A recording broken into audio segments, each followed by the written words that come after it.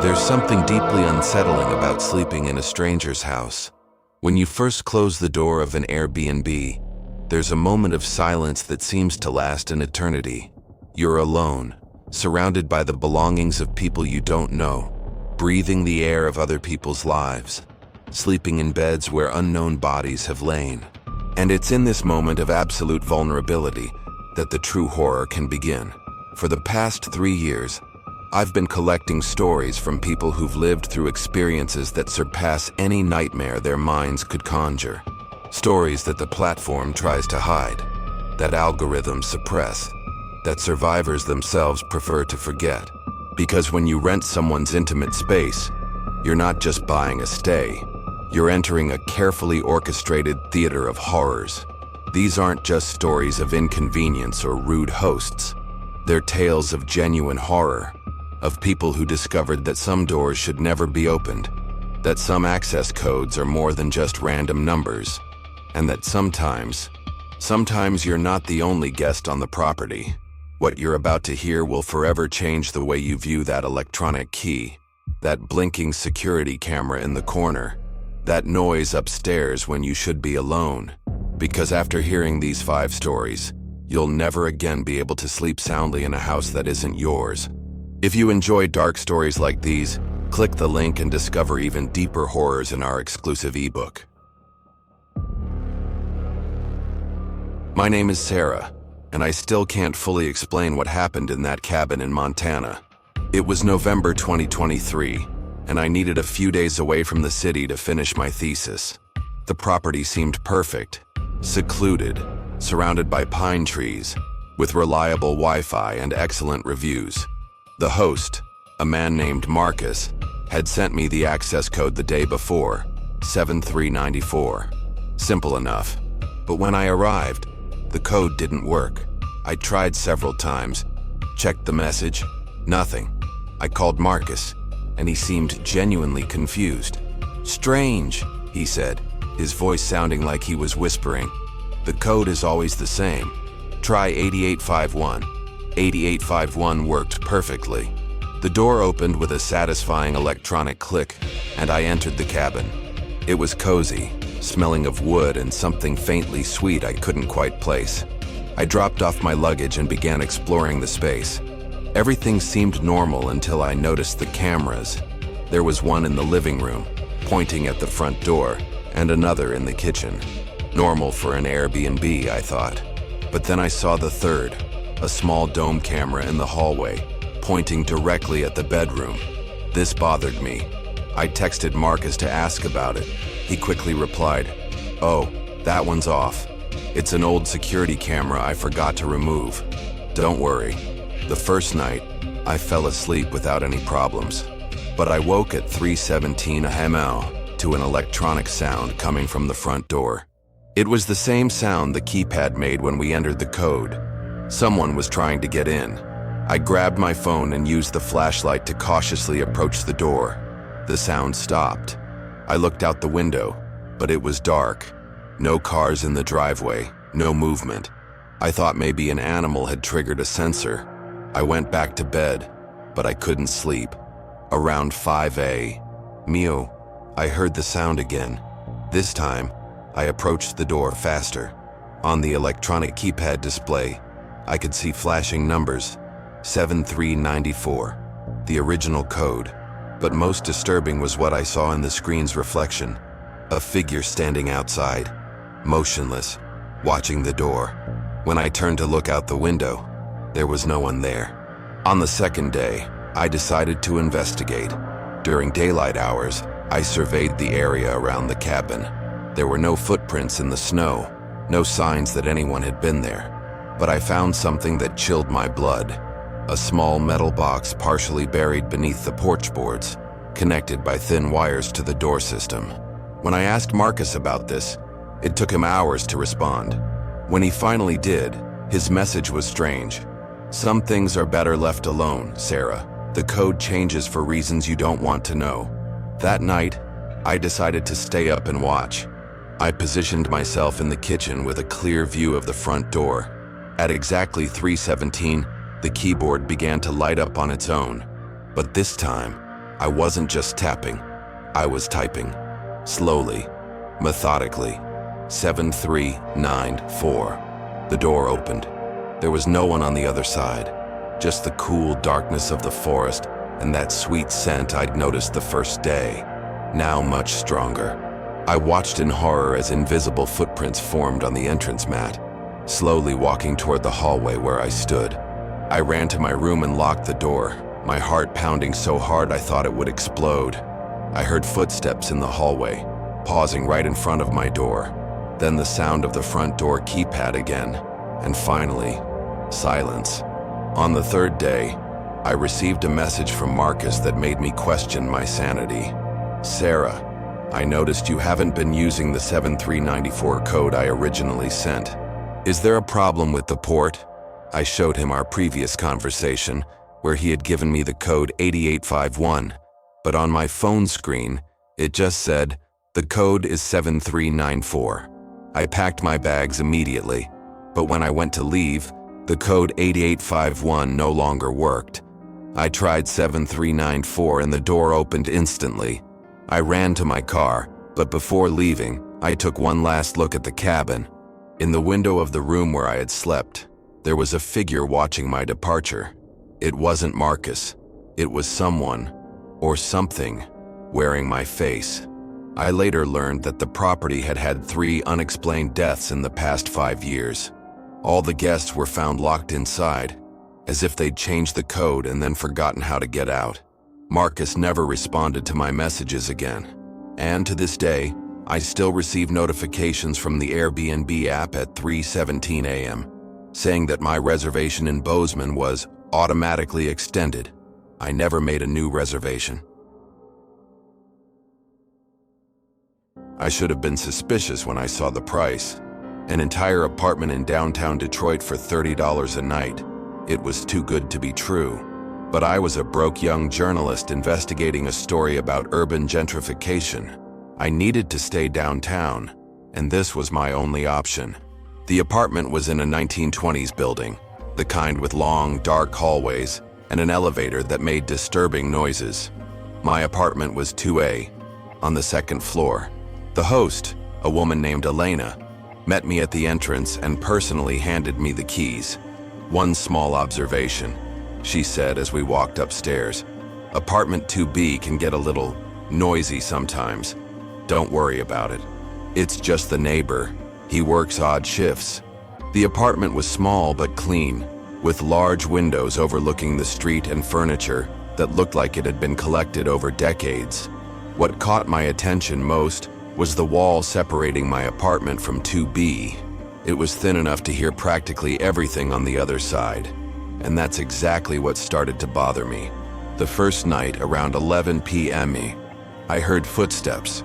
Not the usual footsteps of someone walking around the apartment, but repetitive, methodical steps, as if someone were walking in circles, back and forth, always in the same rhythm, always in the same sequence. I tried to ignore it, but the footsteps continued until almost 4 a.m. When they finally stopped, I heard a sound that sent chills down my spine. It sounded like someone scraping their nails on the wall separating our apartments. A long, slow sound, like a message. The next day, I asked Elena about the neighbor. "Ah, Mr. Morrison," she said, avoiding my gaze. "He's private, works nights, sleeps during the day. You probably won't see him, but I wanted to see him." My journalistic curiosity was piqued. I spent the day working, and when I returned to the building late that afternoon, I stood in the hallway watching the door to 2B. Nothing. No movement. No sound. At 11 p.m., the footsteps started again. This time, I paid closer attention. They weren't just random footsteps. There was a pattern. 10 steps forward, pause. 10 steps back, pause. And then that scraping sound against the wall, always in the same sequence, always with the same timing. On the third night, I decided to find out what was going on. I put my ear to the wall just as I heard the scraping sound. On the other side, I heard something that made me question my sanity. It was my own voice. whispering my name. Kevin, Kevin, Kevin. I recoiled from the wall as if it were on fire. How did the neighbor know my name? Elena might have told her, but why would he be whispering through the wall? I decided to confront the situation. I left my apartment and knocked on the door of 2B. Total silence. I knocked again, louder, nothing. I put my ear to the door and heard absolutely nothing, not even the footsteps I'd heard seconds before. I returned to my apartment confused and frustrated. But the moment I closed my door, the footsteps started again. And this time, they were different. They were slower, more deliberate, and seemed to be approaching the wall separating our apartments. The scraping sound started again, but this time, it was directly across from my bed. And then I heard my voice again, but this time, it wasn't whispering. It was speaking, clearly. The words I'd written on my laptop hours earlier, reading my article word for word. I picked up my phone and called Elena. "There's something wrong with the neighbor," I said. "He knows personal information about me." There was a long pause before she answered. "Kevin, I need to tell you something. There's no one in apartment 2B. It's been empty for over a year." I felt my blood run cold. But I hear someone every night." "I know," she said, and her voice was shaking. "All the guests here. That's why the price is so low. I should have told you sooner." I hung up the phone and stared at the wall. The footsteps had stopped, but now I could hear something else. Breathing. Slow, heavy breathing, as if someone were leaning against the wall on the other side, listening to our conversation. I grabbed a chair and stood on it to look out the small window overlooking the building's inner courtyard. From there, I could see the window of apartment 2B. The lights were off, the curtains closed, but there was a shadow moving behind the curtains. A shadow that seemed to be copying my movements exactly. When I waved, the shadow waved back. When I bent down, she bent down. When I ran away from the window, she disappeared. On the fourth night, I could no longer pretend everything was normal. The footsteps started earlier, around 9 p.m., and this time they were accompanied by something new, knocking on the wall. Not random knocking, but a Morse code I recognized from my Boy Scout days, SOS. Someone, or something, in the empty apartment was calling for help. I decided to act. I grabbed a wrench from the kitchen and started banging on the wall in response. Immediately, the banging stopped. After a few seconds of silence, I heard my own voice coming from the other side of the wall, but saying things I'd never said before. "Don't trust Elena. She knows what happened to the others. You're not the first, Kevin. Check the closet in your room." My mind was in tatters, but I went to the closet. At the back, hidden behind old blankets, I found 3 ID cards, all with different names, but the same face, my face, and all with addresses for apartment 2B. The last card was dated just 2 weeks before my arrival. When I came out of the room, Elena was standing in my living room, holding a set of keys. "You found it?" she said calmly. "They always do." "What's going on here?" I asked, still holding the wallets. "The apartment 2B needs an occupant," she explained, approaching slowly. "But not just anyone. It needs someone specific, someone like you, someone who asks the right questions." I tried to run to the door, but it wouldn't budge. The lock had been changed. "Don't worry," Elena said, smiling. "Apartment 2B is much more comfortable than this one, and you'll like the neighbors. They have so much to talk to you about." The last thing I remember is the sound of footsteps coming from all sides, as if the entire building was walking around me. When I woke up, I was in apartment 2B. The walls were covered with photos of me, photos I didn't remember taking. And on the other side of the thin wall, in apartment 2A, I could hear someone typing. A new Kevin, writing a new story about urban gentrification. Now I'm the one walking in circles at night. I'm the one scraping my nails against the wall, trying to warn them. But they never listen, they never believe, until it's too late. and Elena shows up with a new set of keys. Apartment 2B always needs an occupant, and Apartment 2A always has a new guest arriving. The cycle never ends.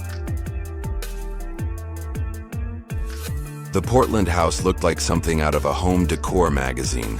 Modern, minimalist, with large windows offering stunning mountain views.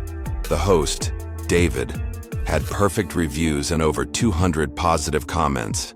It was exactly what I needed for my honeymoon with my wife, Lisa. David, a well-dressed and extremely polite man in his 40s, greeted us personally. During the tour of the house, he made a point of showing us all the security features: door alarms, outdoor cameras, and a modern monitoring system. "You can feel completely safe here," he said, showing the backyard cameras on his tablet. "I monitor everything remotely, but just for security, you have complete privacy inside the house." The first night was perfect.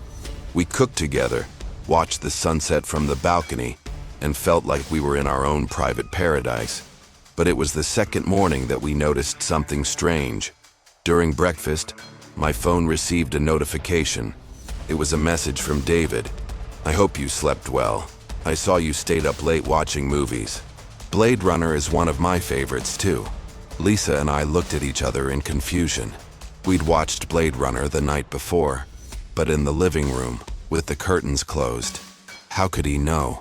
There must be one of the outside cameras pointed at the living room window, Lisa said, trying to rationalize. But something didn't feel right. Later that day, while Lisa was taking a shower, I received another message. "Lisa has excellent taste in music. I didn't know that song she was singing in the shower. Can you tell me the name?" My blood ran cold. There was no way an outside camera could pick up sound from the second-floor bathroom. I began to examine the house more carefully. That's when I found the first inside camera, a small lens hidden in the smoke detector in the living room. Then I found the second one, in the kitchen chandelier, and the third one, hidden in the digital clock in the master bedroom. There were cameras everywhere. I confronted David via text, but his response was oddly casual. "Oh, those are old security cameras I forgot to mention. They're all turned off, don't worry. It's just for my peace of mind when I'm not around." But if they were off, how did he know about the movie and the song? That night, I decided to test it. I placed a post-it note over the bedroom camera and waited. 20 minutes later, I received a message. "There is something obstructing one of the security cameras. Please remove the obstruction so I can ensure your safety." Lisa was starting to get scared. "Maybe we should look for another place," she suggested. But we'd already paid for the whole week. And besides, I wanted to understand what was going on. It was on the third night that the situation escalated into something truly disturbing. I woke up at 2 a.m. to Lisa nudging me. "Did you hear that?" she whispered. I listened and heard it. A voice coming from downstairs on the ground floor, speaking softly. It sounded like David. We crept downstairs and discovered the voice was coming from the kitchen. But when we got there, no one was there. The voice seemed to be coming from the walls themselves. That's when we realized. He was talking to us through the house's sound system, which was connected to the cameras. "Sorry if I woke you," David's voice echoed through the house. "But I noticed you were having nightmares. Lisa, you were talking in your sleep about your ex-boyfriend, Michael. That must be uncomfortable for both of you." Lisa had never told me about any Michael, and she hadn't talked in her sleep, at least not that I'd heard. "David, where are you?" I yelled to the ceiling. "I'm always here," he replied. "Monitoring, protecting, observing. That's what cameras are for, to see what you can't see." "What kind of thing?" Lisa asked, her voice shaking. There was a long pause before he answered. "The things you do when you think no one is looking. The lies you tell each other. The secrets you keep." The voice stopped, but the sound system remained on. We could hear David's breathing through the speakers, as if he were right next to us. On the fourth day, we decided to thoroughly search the house. In the basement, we found something that made us question not only our safety, but also our reality. A room full of monitors, showing live feeds not only from our home, but from dozens of other properties. And on each monitor, there were couples. Couples on their honeymoons, couples on romantic getaways, all being observed, all being analyzed. On a board on the wall, there were photos of them all, dozens of couples, with notes on their behavior, their arguments, their intimacy. In the center of the room was a chair facing the monitors, still warm, as if someone had just left. Lisa found a file on us, pages and pages of detailed observations about our relationship, including things that happened before we even arrived home. He had investigated our social media, our relationship histories, even our medical records. Subjects exhibit typical signs of premarital stress. One note read, "I recommend exposure to stressful scenarios to accelerate relationship deterioration." It was then that we understood. David wasn't just watching us, he was orchestrating situations.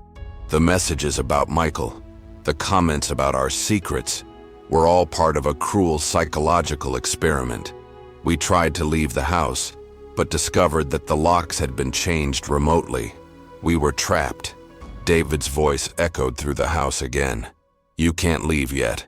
The experiment isn't over. I still need to see how you react under extreme pressure." The lights went out. In the darkness, we began to hear reproductions of our own voices, conversations we'd had over the past few days, but edited to sound like we were arguing, betraying, hating each other. "This isn't real," Lisa screamed. But in the dark, with our own distorted voices echoing through the house, we began to doubt everything. Our memories, our feelings, each other. On the 5th day, David showed up at the house in person. We found him sitting in the kitchen, drinking coffee and watching the camera feeds on his tablet. "You passed the test," he said calmly. "Most couples break up on the 3rd day. You lasted 5? That's impressive." "What kind of test?" I asked. "Compatibility under extreme stress. You applied when you booked. You didn't read the fine print, did you?" Lisa pulled out her phone to check our original reservation. The property description, written in tiny letters at the bottom, read, "This property participates in a longitudinal behavioral study. By booking, guests agree to participate in intensive monitoring for scientific research purposes." "You can go now," David said, standing up. "But first, I need you to sign a confidentiality agreement. And if you want, you can get a 50% discount to come back next year. It would be interesting to see how the marriage progresses." We ran out of the house, but not before seeing David returning to his monitoring room, already focusing on a new couple who had just checked in at another property. Months later, we still receive emails from him. Drone-taken photos of us in public places, analyses of our social media posts, updates on our relationship based on his collected data. The worst part is, he was right about one thing. The experience changed our relationship. We can no longer completely trust each other, constantly wondering if what we see is real or just another manipulation.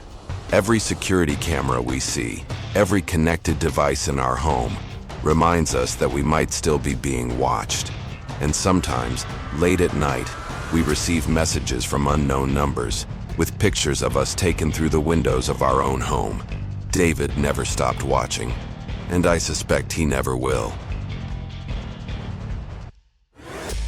The cabin in the Canadian Rockies was everything I was looking for my writing retreat. Secluded, surrounded by towering pines, and with a spectacular view of Lake Louise. The host, a woman named Margaret, greeted me with a warm smile and handed me the keys. "You'll love the peace and quiet here," she said, helping me with my luggage. "It's the perfect place for a writer." Just a quick note, there's another guest in the back cabin, but he's very discreet. You probably won't even notice he's there. The main cabin where I would be staying was cozy, with a stone fireplace, a small, well-equipped kitchen, and an office overlooking the mountains. It was exactly the environment I needed to finish my novel. But the first night, I realized Margaret was wrong about me not noticing the other guest. Around 11 p.m., while I was working on my manuscript, I heard music coming from the back cabin. Not loud, just enough to be audible through the closed windows. It was classical piano, something melancholic and beautiful. It didn't bother me. In fact, I found it inspiring. But the music continued all night. Literally all night. Even at 4 a.m., when I woke up to go to the bathroom, I could still hear the piano playing the same melancholy melody. The next morning, when I set out for a walk, I glanced toward the cabin in the back. It was smaller than mine, but just as charming, with dark windows and drawn curtains. There was no car parked, no sign of life other than the music I'd heard the night before. During my walk, I found Margaret tending her garden near the road. "Is the guest in the back cabin a musician?" I asked. Margaret stopped gardening and looked at me with a strange expression. "Guest? There are no guests there. The back cabin has been empty for months. But I listened to the piano all night," she frowned. "That's interesting. Maybe it was the wind in the trees. Sometimes it makes strange noises. But I knew the difference between wind and music, and there was definitely someone playing the piano. That night, I decided to investigate. At 11 p.m., when the music started again, I grabbed a flashlight and walked to the back cabin. The windows were dark, but the music was clearly coming from inside. I approached one of the windows and tried to peer through a crack in the curtains. What I saw left me confused and disturbed. The room was lit by candles, and in the center stood a grand piano. But the player had her back to me, and there was something deeply wrong with her posture. She was very still, very rigid, as if she were more statue than person. Her hands moved over the keys, but the rest of her body remained absolutely still. I tapped lightly on the window, trying to get attention. The music stopped instantly. The figure at the piano slowly turned to look in my direction. Even through the curtain, I could see there was no face where there should have been one. Just a dark, empty shadow. I ran back to my cabin, locking the door behind me. My heart was pounding so hard, I thought it would explode. I tried to rationalize what I'd seen. Maybe it was just a trick of the light. Maybe my imagination was playing tricks on me after hours of writing. But the next morning, I found footprints in the snow outside my cabin. Footprints that led from the back cabin directly to my bedroom window. Someone had been watching me while I slept. The footprints were strange, very long and narrow, as if whoever made them had disproportionately large feet. And something more disturbing, they didn't turn back. The footprints led from the back cabin to my window, but there was no trace of a return. I called Margaret immediately. "Margaret, I need you to come here now. There's definitely someone in the back cabin." She arrived 20 minutes later, looking genuinely concerned. We showed her the footprints, and I saw her face pale. "That's not possible," she muttered. "The cabin has been locked for months. I have the only keys." "Then let's check together," I insisted. Reluctantly, she agreed. We walked to the back cabin, and Margaret pulled a set of antique keys from her pocket. When she opened the door, the smell that hit us was unmistakable. Mildew, dust, and something sweet and cloying I couldn't identify. The cabin was clearly long abandoned, furniture covered in sheets, thick layers of dust, cobwebs everywhere. But in the center of the main room, clean and polished, stood a grand piano.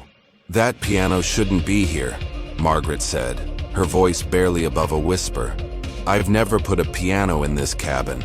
We approached the instrument. The keys were impeccably clean, as if they had been recently played. On the music stand was a sheet of music I didn't recognize, handwritten in elegant, old-fashioned script. Margaret took the sheet music with trembling hands. This is my mother's handwriting. She died 15 years ago. Did your mother play the piano?" "Yes, but..." She stopped, looking around the cabin with growing horror. This was her cabin. This is where she came to play when she wanted to be alone. But I demolished it after she died. I personally oversaw the demolition. We looked around again. The cabin was definitely there, solid and real. But according to Margaret, it shouldn't have existed. "Let's go," she said abruptly. "Now." But as we turned to leave, the door closed by itself. Margaret tried to open it, but the handle wouldn't budge. We were trapped. It was then that we heard the music again. The piano behind us had begun to play on its own, the keys moving as if invisible hands were pressing them. The melody was the same as I'd heard the previous nights, but now, so close, I could hear something else. A voice singing along, faint but clearly audible. Margaret began to cry. "It's her," she whispered. "It's my mother's voice." The music stopped abruptly, and an elderly female voice echoed through the cabin. "Margaret, dear, why did you destroy my home? Why did you send me away?" "Mommy," Margaret called into the empty air. "Mommy, are you here?" "I never left, darling. How could I leave the place I loved most? But you forced me to hide, to become invisible. For 15 years, I've been playing to empty walls, hoping someone would hear me." I felt a chill run down my spine. "Margaret," I whispered, "your mother, how did she die?" Margaret was sobbing now. She drowned in the lake, but we never found her body. She just disappeared." The voice continued. "I did not drown, Margaret. I chose to stay. The lake gave me a new way to exist, but you forced me to live in the shadows, to play only when you thought no one was listening." The piano began to play again, and this time I could see a transparent form sitting on the bench. The figure of an elderly woman, dressed in 1950s clothing, her ghostly hands dancing over the keys. "I brought the writer here for a reason," the voice said, looking directly at me. "Someone needs to tell my story. Someone needs to know that I'm still here, that I still have music to share." Margaret approached the piano slowly. "Mommy, I'm so sorry. I didn't know. You can visit me now, dear. You can hear me play whenever you want, but there's one condition, which the writer needs to stay. He needs to document my music, preserve my compositions. It's the price for years of forced silence." I looked at Margaret, who avoided my gaze. "I can't stay here forever," I said. The figure at the piano turned fully to me, and for the first time I could see her face clearly. It was the face of a woman long dead, preserved only by the strength of her will to continue creating music. "Not forever," she said, "just until I finish transcribing all my compositions. 15 years of new music, waiting to be heard by the world." The cabin door opened again, letting in a blast of cold mountain air. "You may leave now," the voice said, "but I hope you will return. Margaret, to hear your mother play. And you, writer, to preserve my music for posterity." We left the cabin in silence. Margaret departed that same day, leaving me alone with instructions to lock the property behind me. But I couldn't stop thinking about the song, about the promise I'd implicitly made when I heard the story. That night, I returned to the back cabin with my laptop and a recorder. The woman was there, waiting for me at the piano.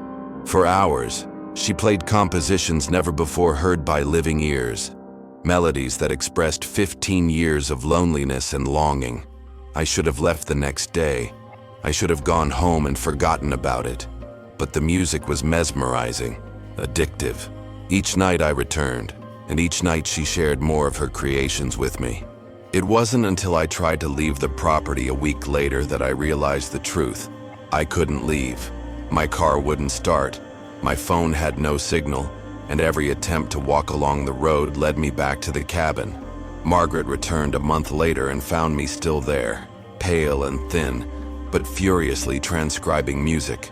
She tried to convince me to leave, but I couldn't explain to her that music had become my life, my obsession.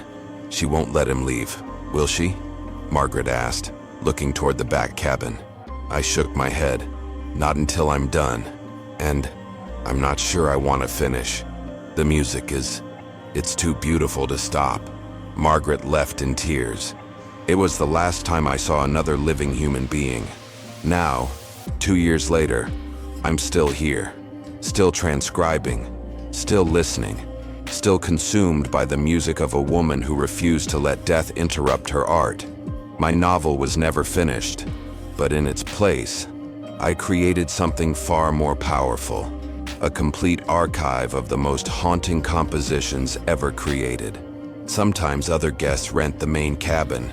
I watch them from the windows of the back cabin, remembering what it was like before I was chosen.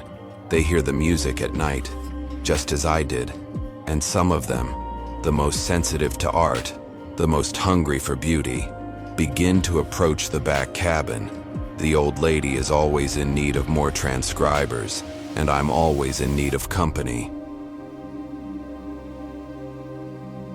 I never should have chosen that house in Savannah, but my 8-year-old daughter, Emma, had begged us to visit a ghost town for her school vacation, and the property in the historic district seemed perfect.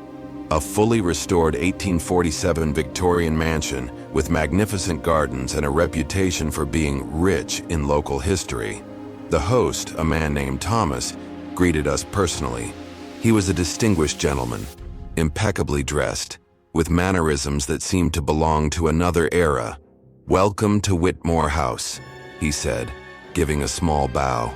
"This house has served guests for over 170 years. I'm sure you'll feel like part of the family." Emma was captivated by the grandeur of the house, the high ceilings, the curved staircases, the crystal chandeliers. I was more focused on the practical aspects: Wi-Fi, a fully equipped kitchen, proximity to tourist attractions. Everything was perfect. "Just one small request," Thomas said, as he showed us to our rooms. "This house has its own traditions. If you hear music or voices at night, don't be alarmed. The walls are old and carry echoes of the past. And please, if you encounter other guests around the house, be polite. Some of our visitors are long-term." I thought he was just adding a theatrical touch to the experience, considering we were in Savannah, famous for its ghost stories. The first night, Emma and I took a ghost tour of the city and returned home exhausted. She fell asleep immediately in her upstairs bedroom, while I settled into the library downstairs to read a bit before bed. It was around midnight when I heard the first sounds, footsteps upstairs, too deliberate and heavy to be Emma's. I thought perhaps they were other guests. Thomas had mentioned that the house sometimes accommodated multiple families. But then I heard something that made me put down my book. Emma's voice, chatting animatedly with someone. I crept upstairs and stopped outside her room. She was clearly awake, laughing and talking, but I could only hear one side of the conversation. "Have you lived here long?" I heard her ask. Pause. "Wow, since 1847? You must have seen so much." Another pause. "Yes, I'd like to meet the other children." I opened the bedroom door. Emma was sitting on the bed, smiling at an empty chair in the corner. "Daddy," she said happily, "I found a friend. This is Lucy. She's lived in this house forever." I looked at the empty chair, trying to remain calm. "Emma, there's no one there." "Of course there is. Lucy, say hi to my dad." Emma looked at the chair expectantly, as if listening for an answer. "She says you can't see her because you don't believe. But she's really nice, Daddy. She knows all the secrets of the house." I convinced Emma it was time for bed, but she insisted on leaving a space in the bed for Lucy. I decided it was just her active imagination reacting to the house's historic surroundings. But the next morning, Emma came down to breakfast with information she couldn't have known. "Daddy, did you know that a family with 7 children once lived in this house? And that 2 of the children died of yellow fever right here in my room?" "Where did you hear that, Emma?" Lucy told me. She said they still play here sometimes. And that there's a secret wall behind the library fireplace where the family hid important things during the Civil War. Later, when Thomas came to check on us, I casually mentioned Emma's comments. His reaction was surprising. He visibly paled. "Your daughter? Did she mention Lucy specifically?" "Yes." "Why?" Lucy Whitmore was one of the children who died of yellow fever in 1851. She was the same age as your daughter. And there is indeed a secret passage behind the fireplace. I felt a shiver run down my spine. How could Emma know that? Children are more receptive. They see things that adults have lost the ability to see. That night, I decided to stay awake and watch. I positioned myself discreetly in the second-floor hallway, where I could see Emma's room. Around 1 a.m., I heard voices coming from her room. Not just her own voice, but others as well. Children's voices, laughing and playing. When I peeked through the crack in the door, I saw something that nearly made me faint. Emma was sitting on the floor with 4 other children. Children who looked translucent. They were playing some game with small stones, all dressed in clothes from different eras. "Now it's your turn, Emma," said a girl in a Victorian dress who I assumed was Lucy. "But remember the rules. If you win the game, you get to ask a question about the house. If you lose, you have to tell a secret of yours." Emma seemed genuinely amused. She threw the rocks and apparently lost, because she began talking about how she was afraid of the dark at home and how she sometimes heard her parents arguing about money late at night. One of the other children, a boy in 1920s clothing, said, "All parents worry about money. My father lost everything in the stock market, so we came to live here with Aunt Margaret. And my dad," said a girl in a 1960s dress, "said we were only going to be here for a few weeks, but it's been 3 years." It was then that I began to understand something terrible. These weren't just children who had died in the house over the years. These were children who had been trapped there. The next day, I tried to talk to Emma about her friends, but she got defensive. "They're not imaginary, Daddy," and they told me important things, like how Lucy showed me where the family hid jewelry during the war, and how Peter taught me a song his mother sang to him. Emma, these children, when did they live here? Lucy died in 1851, Peter died in 1923, Mary died in 1967, and Sarah. Emma stopped, looking confused. Sarah said she didn't die. She said she just couldn't get out. I felt my blood run cold. "What do you mean, couldn't get out?" "She came here on vacation with her parents, just like us. But when it was time to leave, she didn't want to leave the other kids, so she decided to stay. But now she can't leave even though she wants to." That afternoon, I searched desperately for Thomas. When I finally found him in the gardens, he seemed to be waiting for me. "Your daughter is settling in well at home," he said calmly. "Thomas, how many children died in this house? Over the years?" "Many. It was common in the past. Illnesses, accidents, but these aren't the only children here." "What do you mean?" "Some children become so attached to the house, form such deep friendships with our other young residents, that they simply decide to stay. The house takes good care of them. They never grow up, never get old, never are alone." Realization struck me like a bolt of lightning. "You're collecting children." "I don't collect anyone," he replied, sounding genuinely offended. "The house chooses. It recognizes special children, children who would benefit from an eternity of play and friendship. It's a gift, not a curse." I ran back into the house, yelling for Emma.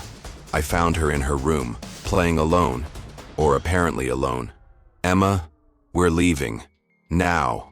"But Daddy, I can't leave now. Lucy is going to show me the secret attic, and Peter said it's Mary's birthday today. They're having a party. Emma, these kids, they're dead, or trapped here. We have to get out." Emma looked at me with an expression I'd never seen before, ancient, wise, as if she knew things I didn't. "Daddy, you don't understand. Here they're never alone. They never have to worry about school, or bullying, or yelling parents. It's like a magical place where you can play forever." I tried to pick Emma up and carry her out of the house, but when I touched her, I felt a physical resistance, as if she were becoming part of the very fabric of the house. "Emma, please come with me." "I can't, Daddy." she said, tears streaming down her face. "I promised Lucy I'd stay for her party, and Peter taught me a song I want to learn properly. And Sarah said if I stay, she can show me how to talk to you even after you're gone." I realized I was losing my daughter not to death, but to something far worse, an eternal childhood in a home that fed on the innocence of children. I tried to physically remove Emma from the house, but every time we reached the front door, she would just disappear from my arms and reappear in the upstairs bedroom, laughing with her invisible friends. On the third day, I stopped trying, not because I gave up, but because I started seeing the other children too. And when I finally saw them playing with Emma, laughing and singing together, a terrible part of me began to understand why she wanted to stay. As a single father, I worked long hours. Emma spent a lot of time alone, in daycare and after-school programs. Here, she had constant friends, endless adventures, and a house full of stories and magic. When it was time for us to leave, Emma refused to pack her bags. "Daddy, you can visit me whenever you want." Thomas said special dads sometimes get invitations to come back. "Emma, please." And Lucy said that if you stay too, we'll never be apart again.